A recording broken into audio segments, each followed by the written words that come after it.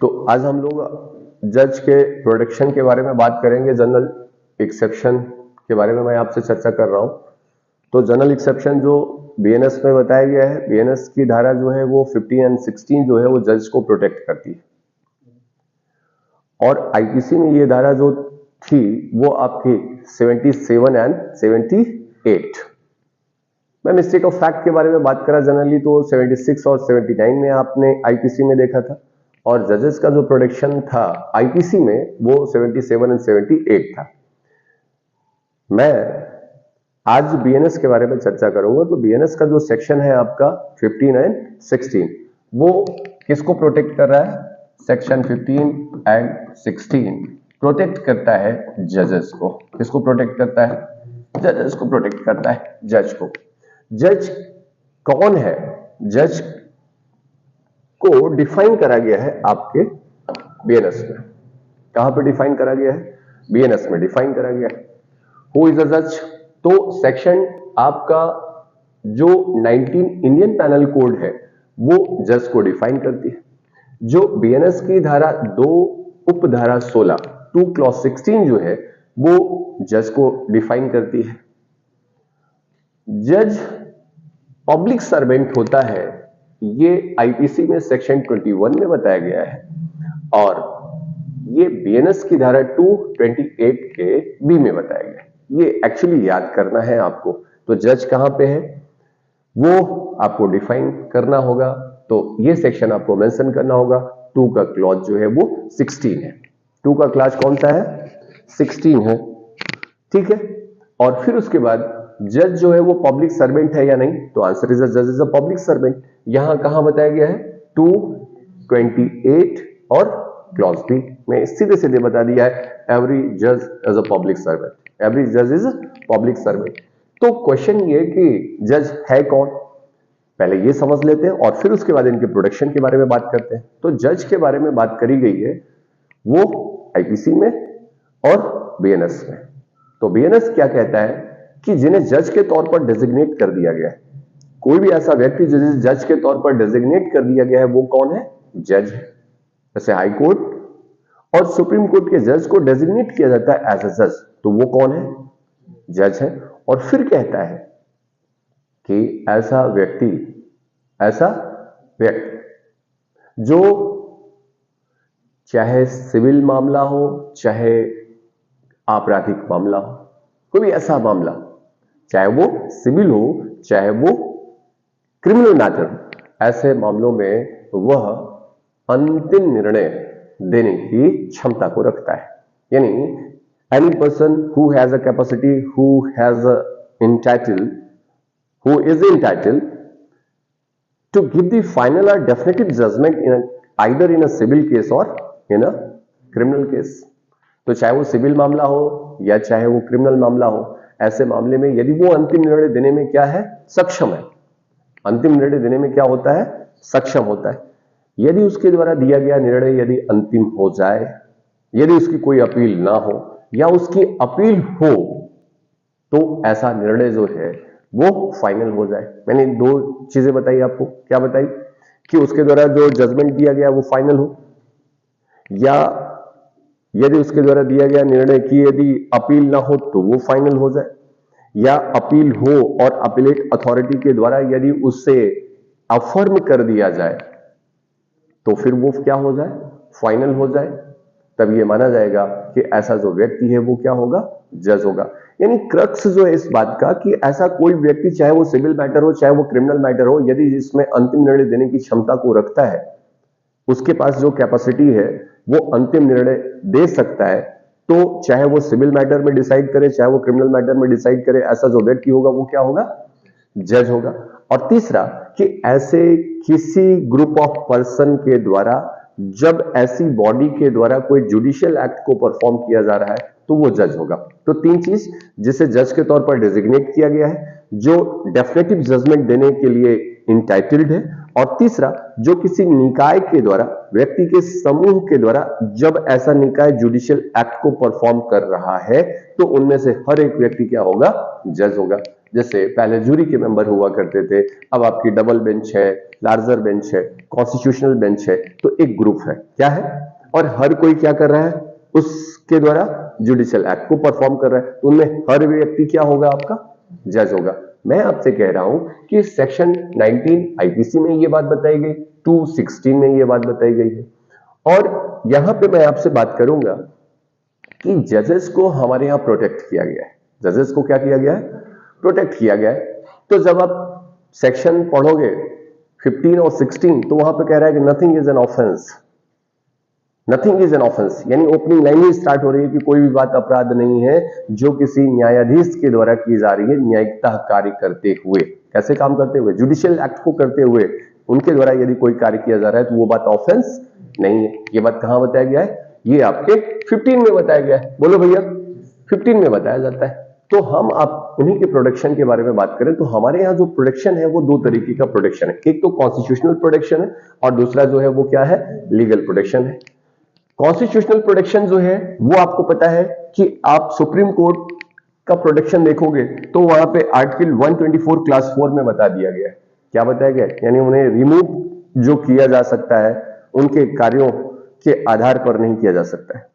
उन्हें रिमूव करने का एक प्रोसीजर बताया गया है। क्या बताया गया है, आप अपनी इच्छा से नहीं कर सकते, एक कॉन्स्टिट्यूशनल प्रोसीजर है and you have to follow. इसका मतलब आसानी से उन्हें रिमूव नहीं किया जा सकता है। इसका मतलब उनके पोस्ट को क्या किया गया है, प्रोटेक्ट किया गया है। ऐसा नहीं कि आपके खिलाफ यदि कोई डिसीजन दे दिए किसी गवर्नमेंट के खिलाफ तो आप क्या करो, उन्हें रिमूव कर दो। ये क्यों जरूरी है, because of the independency of judiciary, because of the independency of the judiciary. यदि जुडिशरी हमारी इंडिपेंडेंट नहीं रहेगी तो ऐसी स्थिति में हमें जस्टिस नहीं मिल सकता है।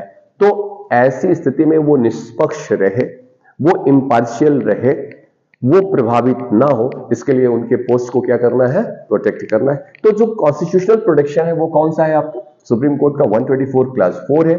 दूसरा जो हाई कोर्ट्स है वो 217 का क्लॉज 1 प्रोवाइजो बी जो है वो बता रहा है।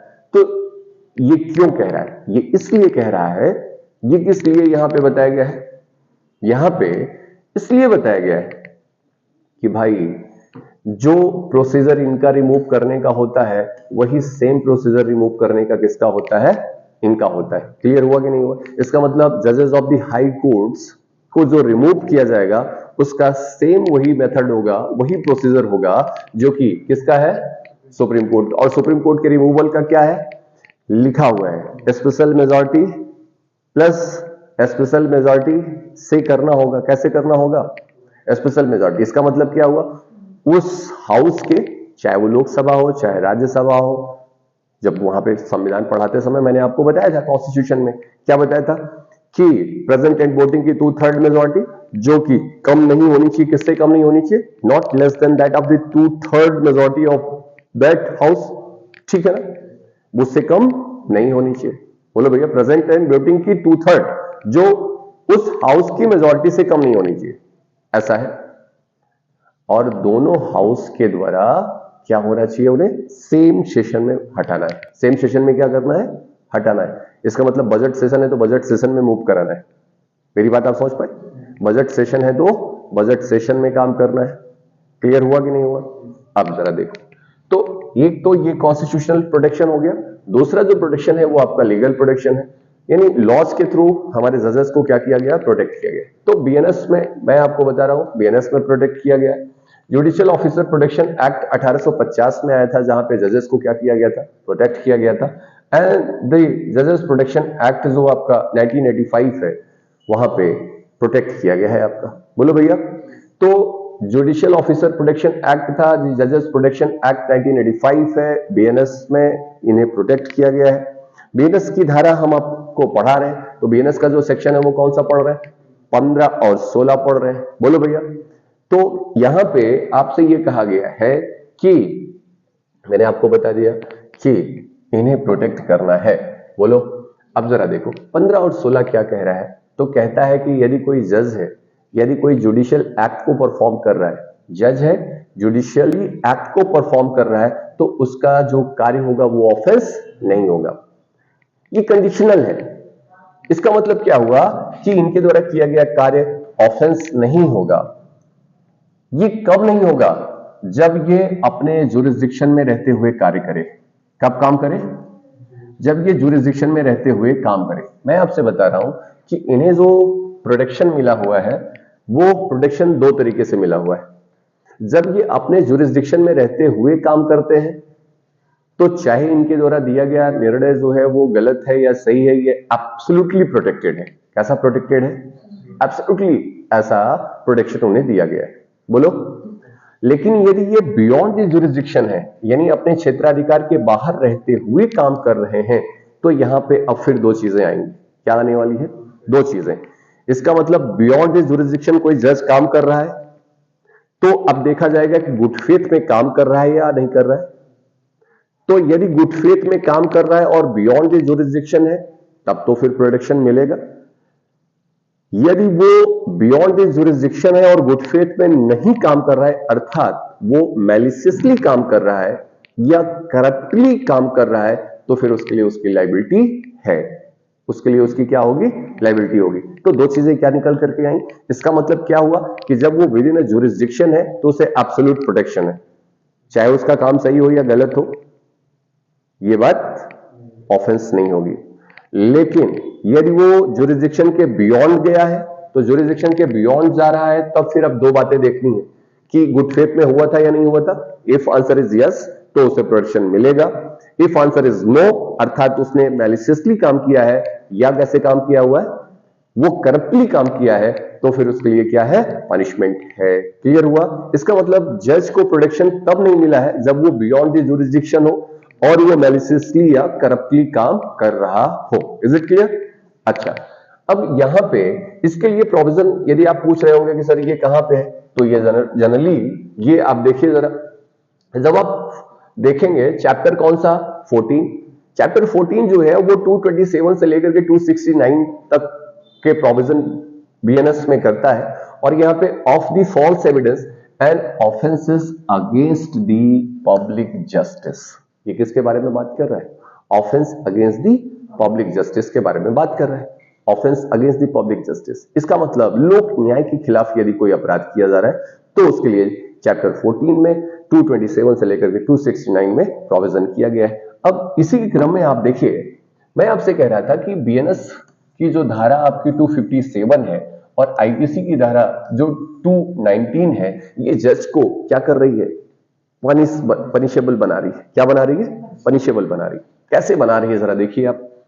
यहां पे कह रहा है कि whoever, ये कौन सी धारा है आपकी? 257 है। ये कौन सी धारा है? 257 है। तो कह रहा है जो कोई, जो क्या है? पब्लिक सर्वेंट है। और मैंने आपको बता दिया है कि पब्लिक सर्वेंट क्या है? पब्लिक सर्वेंट जज है या नहीं है? पब्लिक सर्वेंट जो है वो जज है, यानी जज क्या है? पब्लिक सर्वेंट है या नहीं है? अभी अभी लास्ट में मैंने आपको बताया, बोलो। तो 228 में और क्लॉज बी में मैंने आपको क्या बताया कि जज जो है वो भी पब्लिक सर्वेंट है। तो यहां पे कह रहा है कि जो कोई पब्लिक सर्वेंट कैसे काम कर रहा है? करप्टली काम करता है या कैसे काम करता है? मैलिशियसली काम करता है। यानी जब कोई जज अर्थात पब्लिक सर्वेंट करप्टली यानी भ्रष्टता पूर्वक या कैसे विद्वेषपूर्ण ढंग से कोई ऐसा जजमेंट्स को देता है या ऐसा कोई प्रोनाउंसमेंट देता है, बोलो भैया, करता है, क्या करता है? कोई ऑर्डर देता है या कोई जुडिशियल प्रोसीडिंग परफॉर्म करता है या कोई रिपोर्ट या कोई डिसीजन या कोई वर्डिक्ट्स, बोलो। और ये कैसे दे रहा है?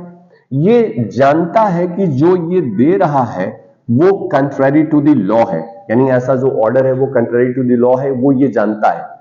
ये कौन जान रहा है? ये जज जानता है। और क्यों दे रहा है? बिकॉज ऑफ द करप्टली और मैलिशियसली। ये करप्ट प्रैक्टिस कर रहा है। क्या कर रहा है? करप्ट प्रैक्टिसेस कर रहा है। मेरी बात आप समझ पाए? तब ऐसी स्थिति में माना जाएगा कि इसने क्या किया हुआ है। अब यहां पे प्रोटेक्शन नहीं मिलने वाला है। क्या नहीं मिलने वाला है? क्योंकि ये काम गुड फेथ में नहीं किया जा रहा है। ये काम कैसे किया जा रहा है? करप्टली किया जा रहा है या मैलिशियसली किया जा रहा है। और ये बात कहां बताई गई? 257 में बताया गया। और आईपीसी में यही बात कहां बताई गई? 219 में बताया गया था। मेरी बात आप लोग समझ पा रहे हो? इसका मतलब क्या हुआ? अब इन्हें क्या किया जाएगा? अब इन्हें प्रोसिक्यूट किया जाएगा। क्या किया जाएगा? मैं आपको एक एग्जांपल बता रहा हूं। जैसे मान लो कि पॉक्सो के अंतर्गत ये है कि बेल नहीं ग्रांट करनी। क्या नहीं करनी है? बेल नहीं ग्रांट करनी। और आपने क्या कर दिया? बेल ग्रांट कर दिया। और ये कैसे? पैसा लेकर। कैसे कर दिया है आपने? Corrupt practice. कैसे कर दिया आपने? करप्ट प्रैक्टिस कर दिया। या कैसे कर दिया आपने? मैलिशियसली कर दिया। मेरी बात आप समझ पा रहे हो? और आप ये जानते हो कि पॉक्सो के अंतर्गत क्या नहीं ग्रांट किया जाना है, क्योंकि ये बात कंट्रारी टू द लॉ है। क्या है? कंट्रारी टू द लॉ है, लॉ के अगेंस्ट है, और आप ये जानते हो, और जानने के बाद आपने क्या कर दिया है, ऐसा क्या कर दिया है, ऑर्डर दे दिया है आपने। बोलो मेरे भाई, तो ऐसी स्थिति में आप ये कैसे करो, करप्टली करो। इसका मतलब क्या हुआ, भ्रष्टता पूर्वक कर रहे हो। इसका मतलब आपने ये ऑफेंस कमिट कर दिया, और आपने ये ऑफेंस कमिट कर दिया तो अब आपको प्रोटेक्शन नहीं मिलने वाला है। ये यहाँ पे अब नहीं बताया जाएगा, नथिंग इज एन ऑफेंस, यहाँ पे अब ये नहीं बताया जाएगा। इसका मतलब अब यहाँ पे आपको पनिश किया जाएगा, और जो पनिशमेंट है वो 7 साल का है, या फाइन है, या दोनों है। मेरी बात आप समझ पाए? अब यहाँ पे गुड फेथ में काम नहीं हो रहा है, मैलिशियसली काम हो रहा है। कैसे काम हो रहा है? मैलिशियसली, और इस आधार पर इनको क्या किया जाएगा, पनिश किया जाएगा। अब इसके दूसरे की धारा देखो जरा, तो कह रहा है ये 258 बीएनएस की कौन सी धारा है, 258। अब फिर मैं वही बता रहा हूं, कह रहा है कि जो कोई ऐसी पोस्ट को होल्ड करता है, क्या करता है, जो कोई ऐसी पोस्ट को होल्ड करता है जो क्या करता है, किसी का विचारण करता है, या किसी को सदोष अवरोध में रखता है या परिरोध में रखता है, नॉट, ठीक है, अवरोध ये परिरोध होगा, कंफाइनमेंट में रखता है, या कीप्स अ कंफाइनमेंट, यानी आप ऐसी पोस्ट को होल्ड करते हो जिस पर आप किसी का विचारण कर रहे हो, क्या कर रहे हो, या किसी को परिरोध में रखते हो, या किसी को परिरोध में रखवाते हो, ये अथॉरिटी है आपकी।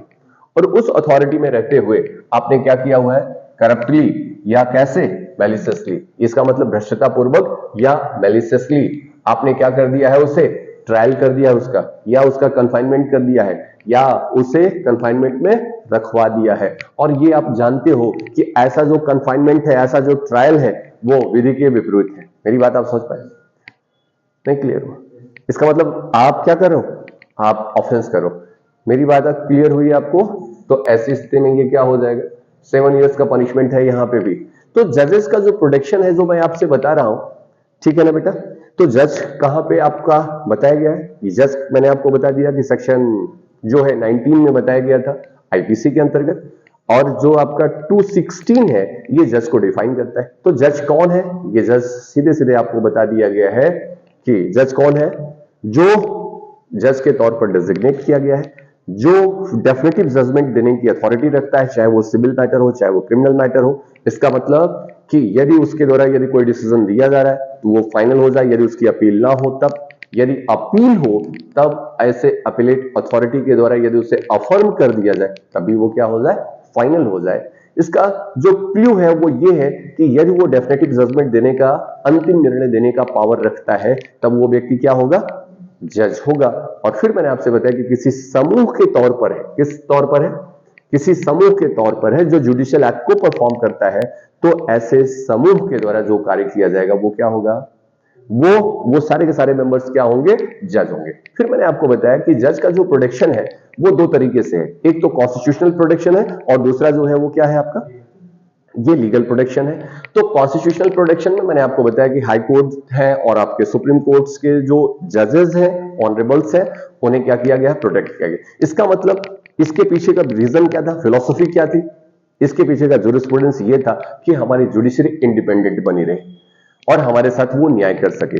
क्योंकि यदि उनका पद या उनको संरक्षण नहीं दिया जाएगा तो वो निष्पक्ष होकर के निर्णय नहीं कर पाएंगे। इसका मतलब यदि वो गवर्नमेंट के खिलाफ जाएंगे और उन्हें इस बात का फियर हो कि उन्हें उनके पद से हटाया जा सकता है, तो क्या किया कर पाएंगे, वो डिसीजन कर पाएंगे, इंडिपेंडेंटली नहीं कर पाएंगे। तो इसलिए उनके रिमूवल को बहुत ही क्या बनाया गया है, डिफिकल्ट बनाया गया। तो 124 आर्टिकल 124 क्लास 4 में यह बता दिया गया है जो सुप्रीम कोर्ट के जजेस हैं उनका रिमूवल का प्रोसेस क्या बताया गया है, स्पेशल मेजॉरिटी। क्या बताया गया, प्रेजेंट एंड वोटिंग की 2/3 मेजॉरिटी जो उस हाउस के कुल सदस्यों के बहुमत से कम ना हो, और ऐसा दोनों हाउस से पास हो, और पास हो सेम सेशन में पास होना चाहिए। कैसे होना चाहिए, सेम सेशन में पास होना चाहिए।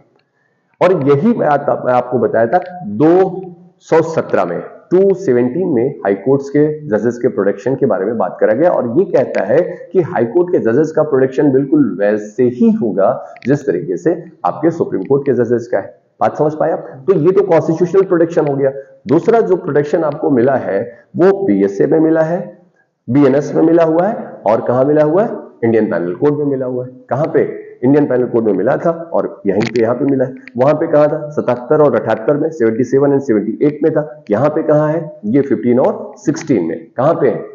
तो 16 और 15 और 16 ये इस बात को बता रहा है कि भैया जब आप जुरिस्डिक्शन के अंदर हो, कहां पे हो, विद इन दी जुरिस्डिक्शन हो, तो आपका जो प्रोटेक्शन होगा वो एब्सोल्यूट होगा। कैसा होगा, इसका मतलब आप अपनी क्षेत्राधिकार के भीतर रहते हुए यदि कोई कार्य करोगे तो वो जो जुरिस्डिक्शन होगा वो कैसा होगा, वो एब्सोल्यूट होगा। इसका मतलब क्या हुआ कि यदि आप बियॉन्ड जाओगे तो अब दो बातें देखी जाएंगी। यदि आप अपने जुरिस्डिक्शन के बियॉन्ड जा रहे हो तो फिर दो बातें, यदि आपने गुड फेथ में काम करा है तो फिर आपको प्रोटेक्शन है, यदि आपने मैलिशियसली और करप्टली किया है तो फिर आपको कोई प्रोटेक्शन नहीं दिया गया है और आपका प्रोसिक्यूशन किया जाएगा। और सीआरपीसी में मैंने आपको बताया कि सीआरपीसी में ये धारा 197 जो है वो पब्लिक सर्वेंट के प्रोसिक्यूशन अर्थात जज को भी इसमें प्रोसिक्यूट किया जा सकता है। और यही बात बीएनएसएस की धारा 218 में बता दिया गया। कहां बता दिया गया, इसका मतलब आपको प्रोसिक्यूट किया जाएगा। कब किया जाएगा, जब आप मैलिशियसली काम करोगे। कैसे काम करोगे, आप मैलिशियसली काम कर रहे हो। मेरी बात आप लोग समझ पाए। तो इतनी बातें जो है वो आपको क्या करनी है, याद रखनी है अभी। इज इट क्लियर और नॉट? Thank you. यदि वीडियो अच्छी लगी हो तो लाइक करिएगा, शेयर करिएगा, सब्सक्राइब करिएगा, ज्यादा से ज्यादा लोगों के पास तक इसे पहुंचाने का प्रयास करिएगा। Thank you. यदि आपका कोई कमेंट हो तो जरूर बॉक्स में बताइएगा।